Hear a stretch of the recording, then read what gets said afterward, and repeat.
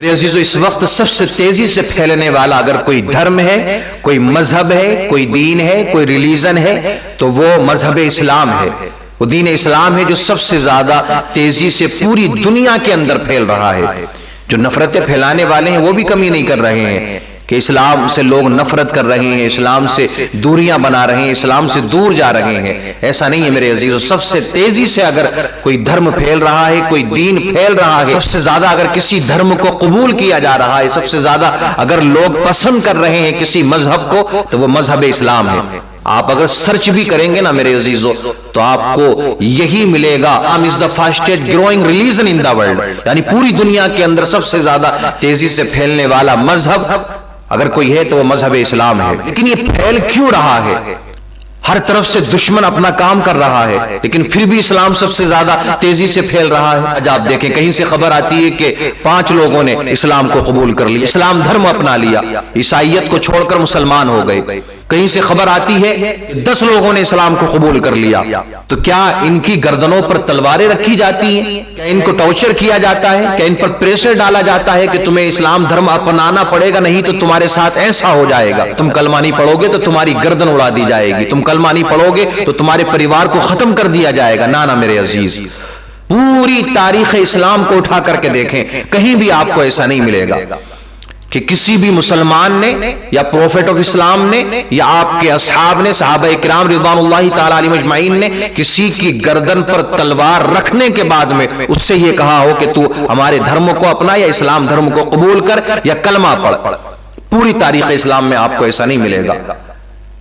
لیکن اگر اس کا الٹا کر کے اگر آپ دیکھیں گے دوسرے مذاہب کے ماننے والوں میں ایسا ہوتا آ رہا ہے اور آج بھی ہو رہا ہے، زبردستی نعرے لگوائے جاتے ہیں،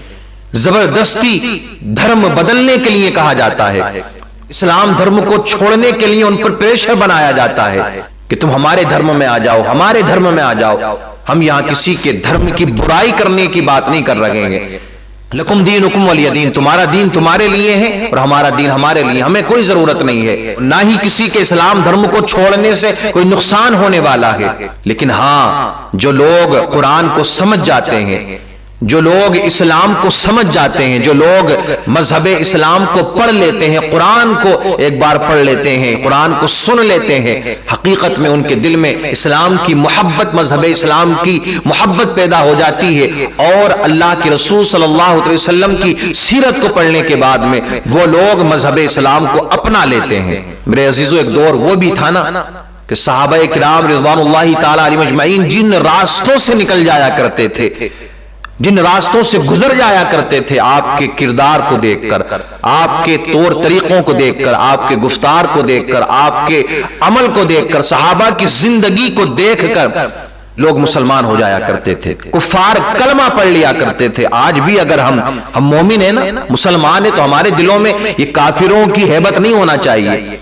کافروں کا خوف، کافروں کا ڈر ہمارے دلوں میں نہیں ہونا چاہیے۔ یاد رکھنا، اگر تم دنیا والوں سے ڈرو گے نا تو اللہ تمہارے دلوں کے اندر دنیا والوں کا خوف پیدا اور زیادہ کر دے گا، اور ہاں تم رب سے ڈرو گے تو دنیا کی کوئی طاقت تمہیں نہیں ڈرا سکتی ہے۔ ایک مومن کی شان یہ ہے، مسلمان کی پہچان یہ ہونا چاہیے کہ اگر وہ سچا مسلمان ہے، پکا مسلمان ہے، تو اپنے دل کے اندر کافر کا خوف نہ رکھے۔ اور یاد رکھنا، دنیاوی معاملات میں نرم ہو جاؤ، دنیاوی اگر کوئی معاملات ہیں وہاں نرمی اختیار کر لو، لیکن جہاں دین کی بات آئے، جہاں ریلیجن کی بات آئے، جہاں مذہب کی بات آئے نا میرے عزیزو، تو وہاں نرمی اختیار نہ کرو، اپنے مذہب پر قائم رہو، ڈٹے رہو، چاہے تمہاری جان ہی کیوں نہ چلی جائے۔ ہمیں اپنے ایمان کو بچانا ہے، ہمارے لیے ایمان سب سے زیادہ ضروری ہے۔ تو اگر ہم آج بھی وہی طریقہ اپنائیں گے، اللہ کے رسول کی سیرت پر عمل کرنے کی کوشش کریں گے، تو آج ہمارے اندر بھی وہ جذبات پیدا ہوں گے اور لوگ ہمیں بھی دیکھ کر اسلام دھرم کو اپنائیں گے، اسلام دھرم کو قبول کریں گے۔ آج آپ دیکھیں اسرائیل فلسطین پر کب سے ظلم کر رہا ہے، نہ جانے کتنے لوگ مارے جا چکے ہیں، ایک ایک گھر سے 10 جنازے اٹھتے ہوئے لوگوں نے دیکھیں، کوئی اپنے بچوں کے جنازوں کو اٹھا رہا ہے، کوئی اپنے بھائی کے جنازے کو اٹھا رہا ہے۔ ظلم کی ایک انتہا ہو چکی ہے، لیکن یار ان کا صبر دیکھیں، ان کا ایمان دیکھیں۔ بھی کوئی اگر نیوز والا، کوئی دلال میڈیا والے اگر پہنچتے ہیں نا، ان سے سوال کرتے ہیں الٹے سیدھے، تو وہ یہی کہتے ہیں کہ ہمیں کوئی افسوس نہیں ہے، یہ ہمارا گھر برباد ہو گیا، یہ ہمارے لوگ مارے جا چکے، ہمارے والد چلے گئے، ہماری والدہ چلی گئی، بھائی جوان چلا گیا، شوہر مر گیا ہے، کوئی افسوس نہیں، اللہ نے دیا تھا، اللہ نے ہی لے لیا ہے، اور ہمیں اسی رب پر بھروسہ ہے، وہ ہمیں اور عطا فرمائے گا۔ یہ گھر ٹوٹ گیا، ہمیں کوئی افسوس نہیں۔ تو ان کے اسی ایمانی جذبے کو دیکھ کر، کہ اسی جذبے کو دیکھ کر، ایمان کی یہی طاقت کو دیکھ کر، آسٹریلیا کی 30 عورتوں نے اسلام دھرم کو اپنایا ہے، اسلام دھرم کو قبول کیا ہے، مذہب اسلام کو ایکسپٹ کیا ہے، اور کچھ نہیں دیکھا انہوں نے، صرف یہی دیکھ لیا یار کہ یہ لوگ کہ جن کا سب کچھ لٹ چکا ہے، سب کچھ برباد ہو چکا ہے، سب کچھ ختم ہو چکا ہے ظاہری طور پر، دنیاوی اعتبار سے،